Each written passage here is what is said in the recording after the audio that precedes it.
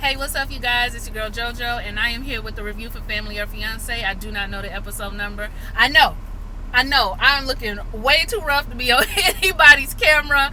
I just got back from the grocery store. I got groceries in the front. I got my purse right here. But the review had to get done because I am going to a concert a little bit later. So we got to get this finished. And I got 6% worth of battery. I don't know why I showed y'all for my notes. So let me put this on airplane mode and hurry up. All right, so we have Natasha and Romeo, and I will say I liked this episode. It was a nice turn of events. There are some things that we're going to talk about, but it was a lot less yelling. Wasn't as volatile. Didn't piss me off. It was good. I actually cried 2 times. I was a bundle of emotions. I am a crier, and it was happy tears. I enjoyed the episode. So, we got Natasha and Romeo. They have been engaged for 3 years, which does sound like a long time. However, every time they were planning on going through with the wedding or they would set a date, something would happen. Somebody passed away, her mother got sick, and now they are for sure ready to have a wedding, except for some friction in the family. So Romeo is divorced. He was in a relationship, well, marriage, for 10 years before he got with Natasha. And he was dating Natasha, but Natasha did not know he was married initially. So, it's already something going on there by the way they started out. But altogether, they have been with each other for 8 years. And I think they've been with each other for 8, been engaged for 3. I think I have that right. So when they get in there, Natasha lets us know that she not only wants to work on the family relationship, but also their relationship, which I thought was great. I immediately liked Natasha when she began to speak. When I looked at her, I just felt like I was getting class from Natasha. I felt like she was a real classy lady. I liked Romeo too when I first met him. He was talking about eating when I first met him. I act like I know these people. But when I first heard him talk in the car and he said he was ready to eat, I said, Romeo, we on the same page, because when it's time to go on vacation, that's what I'm about too. But it's not really a vacay, but you know what I mean. So they get there and they're fascinated by the house like everybody is, and they get with Tracy. They talk about what their goals are going to be, what the problems are between the families, and the problem is this. So for Natasha, okay, who's coming is her cousin and 2 of her friends, her good friends, and I think friends. Another one might be a cousin, but either way, cousin and friends. Their issue is they really don't know Romeo, and so a lot of the things that they believe to be true about him are not necessarily true. They just really haven't gotten a chance to get to know him, right?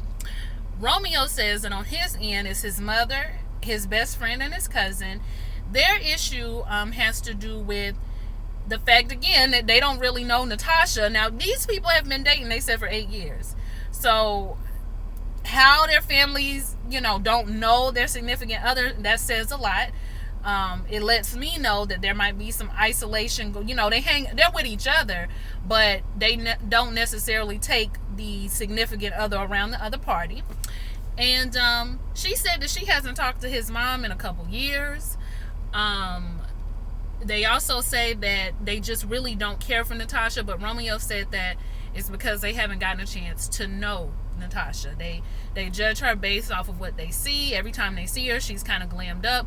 So the mom thinks that she's like kind of, I guess, gold diggerish, or maybe there for the money. But I mean, if you glammed up, I know women like that. They don't see a dress down day. Like how I look today would be unacceptable for them, and I respect that. I mean, shoot, if you always dressed up, then you always ready if something were to happen, right? So I don't know. I mean, it just seems like, misconceptions that people can have of you, right? Let me see. I don't want to forget anything. All right, so here comes the family, right? So when the mom gets there, the mom doesn't speak. So we got that there, right? When I saw Miss Antoinette, I knew she was the type that could get a party going. And when I say a party, I mean a shade party. Because the whole time her lip was like this. Let me see if I can do it.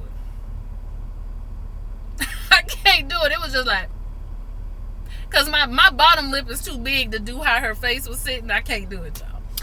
And Natasha noticed that she didn't speak, so Natasha don't speak. So they gonna both play the same game. Her friends come and they loud and they cheering and they hugging. Those are the type of friends I like. You just be, I be looking like this and they, oh my gosh, girl, you look good. I'm just like, no, stop. Me? Girl, you are so crazy. You know, I tried. I didn't try today, but I normally try. So, it was cute at first, but then, you know, it went on, we brought it on down. So when we get to the couch, everybody needs to address their grievances, and so we start with Natasha's family. Now, the things that they were mentioning to me, this is just my opinion, I felt like the things that they were mentioning had more to do with Natasha than it did Romeo. Like saying that you took our friend away from us and you took her to another state. Well, the phone works, so Natasha was really responsible for letting you know that she was moving. You know, regardless of whose decision it was to move, which we found out later was hers. You know, my friend is responsible for calling me and letting me know, setting up a dinner, or, you know, us getting together at her house where she go. Like, I don't expect Romeo to set that up. Even if he planned it, I expect for my friend to do it. So that kind of stuff was just like, that's kind of on Natasha. But then their other issue was they felt like Romeo was kind of showboatish, or he was too flashy. He was always doing too much, and the friend with the red hair felt like he doesn't really take much serious, and she was a lot more vocal than I guess the other two friends were. She had red everything, red hair, red dress, red fan. I didn't look at her shoes, but she had it all. So then we get over to Romeo's side. Romeo's family believes that, okay, well, let's start with the best friend. The best friend is concerned with his mental state. Like, you were in a 10-year relationship, you got out of the relationship. Were you really ready to be in a relationship with Natasha? It was about a month later and y'all are seriously dating, which is pretty fast. Then the cousin states that he got her a job and she ended up leaving that job, you know, and it was unprofessional. He put his job on the line to vouch for her, and my man's working 16-hour days and you just kind of kick back at the house, you know, like this. And if you can't commit to a job, how you gonna commit to a marriage? And the friend over there gonna talk about, I said, that was not a word. I know plenty of people who got good jobs, who come to work every day, and they can't commit to a relationship or a marriage. You can be a great worker and be a bad spouse. I mean, I see where he was trying to go with it. Then the mama says that she doesn't know Natasha. Again, they don't know her. I don't really know her. I don't really get the best feeling from her. She's never come to me as your mother. I don't even know what type of woman she is. I don't know what kind of love she has in her heart, and she's raising my granddaughters, and I don't know what type of mother she is. Now, that hit Natasha where it hurt. I don't know if she has her own children, but they are raising his two daughters from his previous marriage. And yeah, I mean, that was hurtful for her. I don't know how all of it wasn't hurtful for her, because they was not holding back Romeo's family, and Natasha was just sitting there stone faced taking it. So the friend gonna say, you see how she's sitting there quiet? What do you want her to say? Y'all are talking. So Natasha's friends begin to take up for her, which starts an argument between the mother and the friends. She don't need to hear from the kitty, whatever she said, the kitty corner. Y'all can be quiet, and when I speak to you, that's when you can speak. So that didn't go over well. But we get everybody calmed back down because we got activities to do. So there's the question game. You give me 3 minutes to answer the question. They trying to revise it a little bit. Y'all ain't slick family or fiance. Then we got a new one. Okay, because they say Natasha is lazy and don't do nothing, and they want to know, is the son just taking care of everybody and who's working and who's not? Natasha will be presenting them with her daily schedule and her finances, and she's a better one than me, because I understand you trying to get this family together, but you want to know my to-do list every day? I gotta explain that to you? Woo, family of fiance, boy, that was something. But I was glad she did it, which I'll talk about in a minute. All right, let me see. Oh, I got 4%. Okay, got all that. Okay, so when they separate to do the activities, I'll start with Romeo because it was lightweight. Romeo's first question has to do with the move. It was actually Natasha's decision to move to Atlanta. It wasn't his decision. So y'all are upset with me about something that she decided, and that's something y'all have to talk to her about, which I had said earlier, remember? Another thing that they present to Romeo is about the money. It seems everybody is really concerned with the money, and Romeo's frustrated. Like, why is everybody so concerned about what's going on? Like, why do people think that I'm living off of her? And for some reason, it's the friends just believe that he is. They never really explicitly say what. Oh, because he's always vague about his job. So he said, look, I used to work commission-based sales in furniture, and I transferred down here, and I'm doing the same thing. Natasha does not have to work if she does not want to. I said, okay.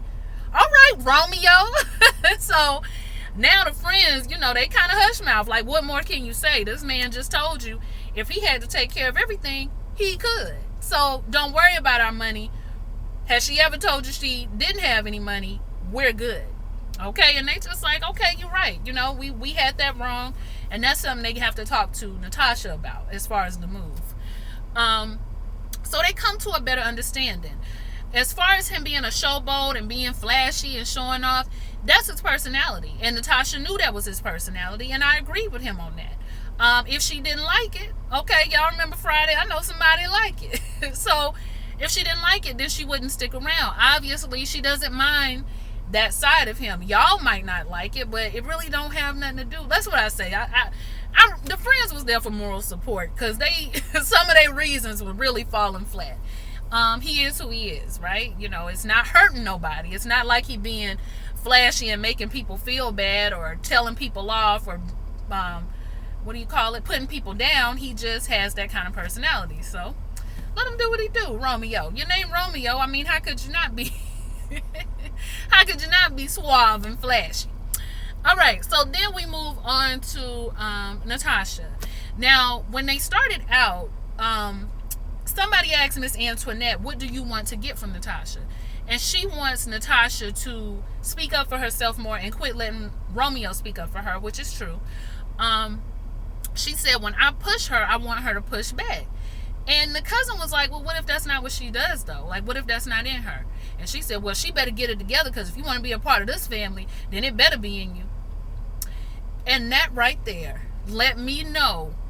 I wouldn't say exactly what the problem is, but it gave me 50% of it. See, Miss Antoinette probably expected, I won't say expected, but I think she believed that Romeo was with, like a rat, and if she poked her and prodded her enough, that she would bring the rat out. Maybe she saw her clothes or the way she had her hair. Something in her mind said, oh, I bet she ghetto.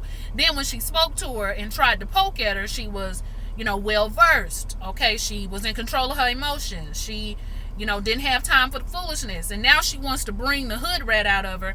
But apparently it don't exist in Natasha. Because like I told you, she was stone-faced the whole time. If anything, she a gangster.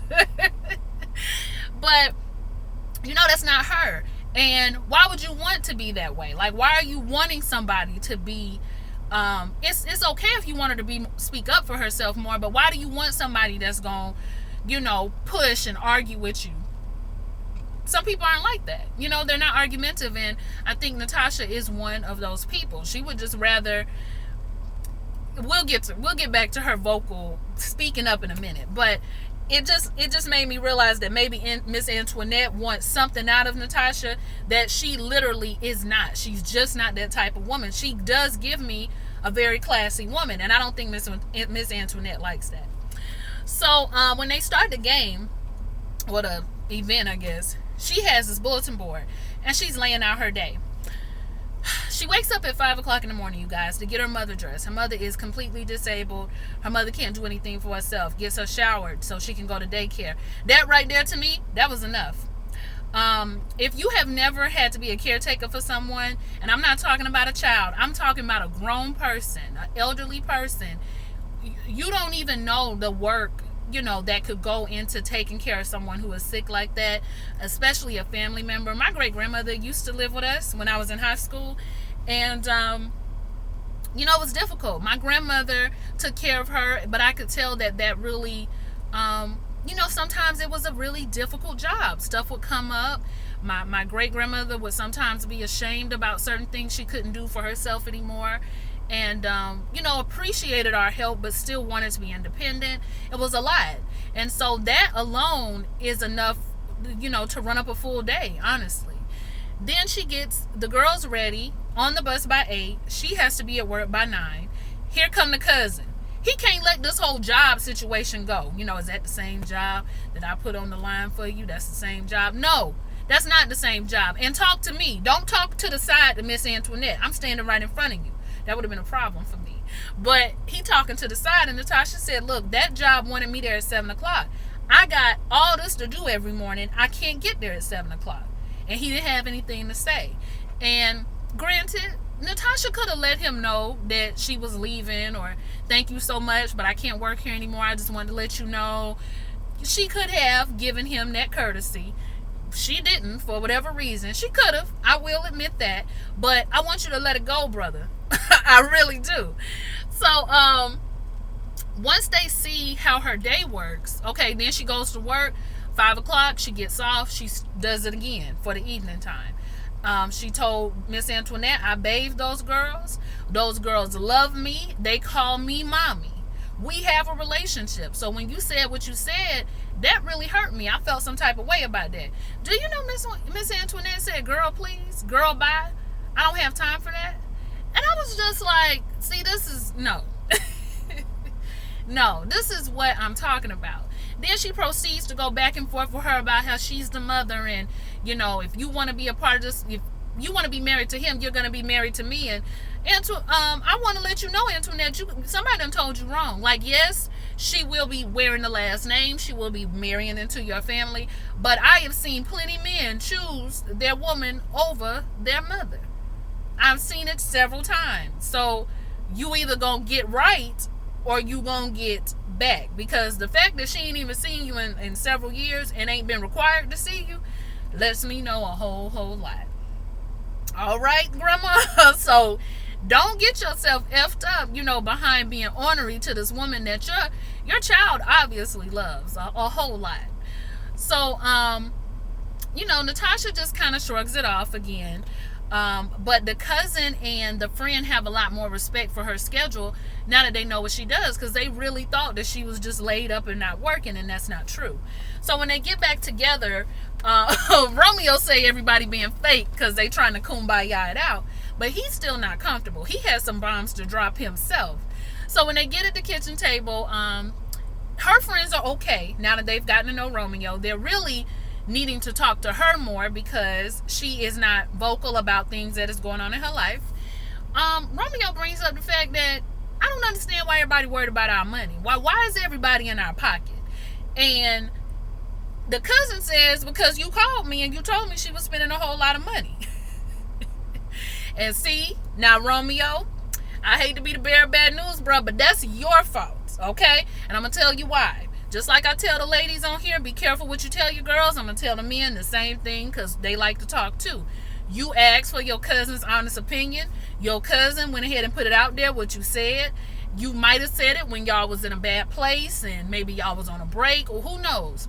But you got to be very careful with telling your family stuff, because you will be over it and they are not. They're going to hold it. So you just got to kind of learn how to navigate that. But they go back and forth about the money situation. It's really nothing, because yes, she does like to buy expensive things, and she will, because she works hard and it's my money. Can't nobody tell me what to do with it, which I agree. I'll write her a little $200-$300, whatever's left after she pays other bills. And she laid that out too. When they talk about the whole moving situation, Romeo lets us know that they agreed to move. And when it was time to move, he also said, your mother will come too. We're going to move your mom in. And that let me know that Romeo really loved that woman. Because it takes a really strong man to allow, I won't say allow, but to be open to the idea of taking care of somebody else's parent within the household. Because that takes a lot of work and it takes income. And, that's somebody who really cares about you and the extension of you. And I think that's beautiful. They also get to arguing about whether or not he moved too fast after his first relationship, because his friend and his mother are very concerned about that. And Romeo is just like, let me tell y'all something. This is the woman I'm with now. Okay, y'all either gonna get with it or you not. This woman is gonna be my wife. Period. All that other stuff is over. I was loving the New York accents the whole time. I love a New York accent. So we get past that scene. The next day they go to the beach. But before that, they have another session with Tracy. And we get to find out that Romeo has felt at some times that his mother did not love him. And we get to that extension because Tracy says that her putting down Natasha as a mother might have something to do with how she feels as a mother. And so she wants Romeo to explore that. So he tries to have the conversation with his mama. His mama when I say shut SHIT down, I mean she shut it down. She was just like, we not talking about that. We not doing that. We not going there. You're crazy right now. You're crazy. You're telling me that I didn't love you. You telling me I didn't love you as a mother. I loved you. I loved you. You didn't have to prove anything to me. You never reminded me of your father. What are you talking about? Like, completely shutting Romeo down. So when they got back, she was ready to go. She didn't want to come to dinner. She did eventually come. I love that Natasha came out there and checked on her. Tracy informed Natasha, you need to set verbal boundaries, and she does. She does, because a lot of times she is deer in headlights, and she lets Romeo be the guard dog, which he's her man, so it's good for him to be protective, but you still have to learn how to speak for yourself, or else nobody will respect you. And I was glad she told her that. When the mama gets back to the table, Romeo tries it again. Again, I don't want to hear it. Don't say it no more. I loved you. And he was like, yeah, but sometimes I feel like I haven't been enough, or I need to prove myself to you, like I don't live up to what you want. And she was like, you don't gotta do nothing for me. Quit saying that. Like, it was so frustrating her, but I understood both sides. I actually ended up crying right here because my mom was a teenager when she had me, right? But when she got married and had my siblings, I really feel like my mother was trying to do it right. Like, fall in love, get married, do this home, and have these children and raise them up in a home. And me too, because my stepdad was in my life around like 5, so I definitely looked up to him like my dad. And it just didn't work out. It didn't work out. They got divorced. Things were just not good. I don't want to go into detail because I don't want to tell all my mama business, but it was rough. And it was just her with these 3 kids. She would work 2 and 3 jobs. She would try to keep, the visitation wouldn't be right, because sometimes he comes, sometimes it would be for the weekend, but they would be at their grandmother's house and not really, stuff like that was going on, and it would frustrate her. My mom was still fairly young at this time. She was in her early 30s, and I used to watch her cry a lot. I watched her lose weight. I mean, I felt his mother, because I understood that my mother, when we say stuff to her sometimes, now she's not like this anymore, but she used to get mad when we would try to tell her our experience, because she was there. When nobody else was there, she was there. And we would be trying to tell her, we're not saying you did a bad job, we're just trying to tell you how we felt, and she would shut it down. Thankfully, Ayala helped my mother a lot to be able to sit and listen, but I don't think his mother is at that point. So I understood her frustration with, like, no, I love you. I raised you. I was there. I did for you. What are you talking about? Because I think that's how moms feel when they are holding it down and standing in the gap, and you sit here telling me you didn't feel love. Like, everything I did was out of love. But then I understood Romeo, because there are times where I feel like I want to live, I want to not prove myself, but prove myself. Like, I want to make them proud, and I want to be accomplished. I tell them all the time, I still feel hurt that I'm not where I'm supposed to be. I feel like I disappoint them. So when he said that, I was like, oh my gosh, I feel just like that. And my grandmother and my mom tell me all the time, we are not disappointed in you. You're doing everything that we would want you to do. And I was just like, yeah, but it's not enough. It's not enough to I feel like I'm not doing enough to repay child, don't get me started, the work that was put into me. I can't talk about it no more, y'all. I can't talk about it. So let's move on. But I understood. So anyway, they get past it. The whole table is crying. Romeo and his mother hug. Later on, we have one of Natasha's cousins go out to check on Miss Antoinette. And when she started boo-hooing in that cousin's arms, I was like, oh my goodness. But she basically said, I know you hurt. I don't understand it exactly, but I'm here for you. So you see the families coming together. You see Natasha come outside, tell Miss Antoinette, I want you to be there for me as a mother. I want to do stuff with you. I want us to be friends. I want you to come see the girls. I want you to come to Atlanta. They hug it out. It's good. Like, everything is good. And in the end, they get the blessing. Everybody gives it. It is not a dry eye in the room. And do you know that MF and Romeo got down on one knee and proposed again because her family missed it and his family missed it? I said, you better do that. You better do that. Wherefore art thou, Romeo? I couldn't have done it better myself. So it was a good episode. I really enjoyed it. I cried. I laughed. Very good job, Family or Fiance, on this one. I really enjoyed it. But y'all like, comment, and subscribe, and let me know what you thought. Bye.